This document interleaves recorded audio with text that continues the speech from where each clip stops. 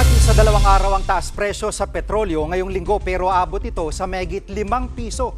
Live mula sa TV5 Media Center, nangunguna sa balita si News 5 Transportation Correspondent Gerard de la Peña. Gerard, pakimay nga ng ipatutupad na taas presyo. Sige, bukas at sa Thursday nga magpapatupad ng dagdag singil sa produktong petrolyo ang iba't ibang oil company. So bukas at sa Huwebes, magkaibang araw ito, Gigi, 175 ang aasahan nating dagdag sa kada litro ng gasolina, 2 pesos and 60 centavos naman sa kada litro ng diesel at 2 pesos and 40 centavos sa kada litro ng kerosene. Alam mo, Gigi, kung tutuusin, mas mataas pa yan kumpara dun sa naunang estimates sa mga industry sources natin na ginawa nila last week. At ang sabi ng Department of Energy dyan, dahil yan sa lumalalang tensyon sa pagitan ng Israel at ng Iran, kaya posible magkaproblema tayo sa supply, kaya tataas talaga ang presyo, Gigi. At Gerard, anong reaksyon ng mga tsuper sa utay-utay na oil price hike? Alam mo, Gigi, sabi ng mga transport groups kanina, parang baliwala rin daw itong ipapatupad na staggered na increases doon sa presyo ng langis. At ang sabi nila, para daw sa pangmatagalan, mas maganda raw kung tatanggalin na lang yung excise tax sa langis. Pakinggan natin ang pahayag ng piston tungkol dyan. Parang ang gusto nga palabasin, may utang na loob tayo dahil hindi biglaan. Ang isinsya nun, parang bibitayin ka ng January, gawin nating Marso para hindi bigla. Pero isinsya nung bitay ka pa rin. At Gerard, may iba pa bang planong gobyerno para matulungan ang mga tsuper?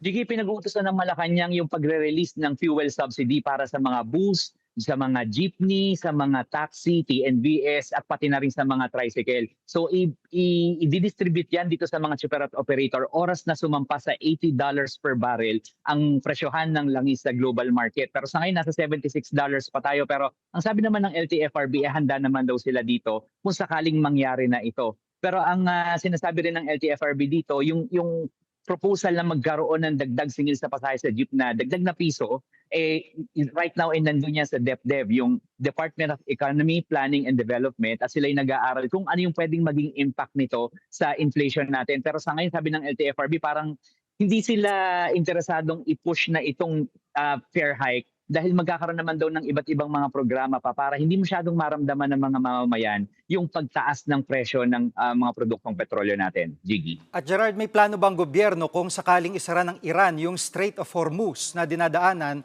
ng global supply ng langis? Gigi, may mga contingency measures naman daw ang Department of Energy patungkol dyan. Pero ang paglilinaw nila, yan daw dumadaan dyan sa Strait of Hormuz ay nasa 20% lang ng ating imports. At yung 80% ay nanggagaling sa iba't ibang bahagi ng mundo. So kung kunyari magkaroon ng kakulangan sa supply dyan, inaasahan ng global market na maglalabas ng reserves ang mga bansang katulad ng US at saka ng Japan. Pero dahil nga medyo short sa supply, talagang asahan natin na magtutuloy-tuloy sa pagtaas ang presyo ng langis sa global market na apektado tayo dito locally sa Pilipinas. Gigi.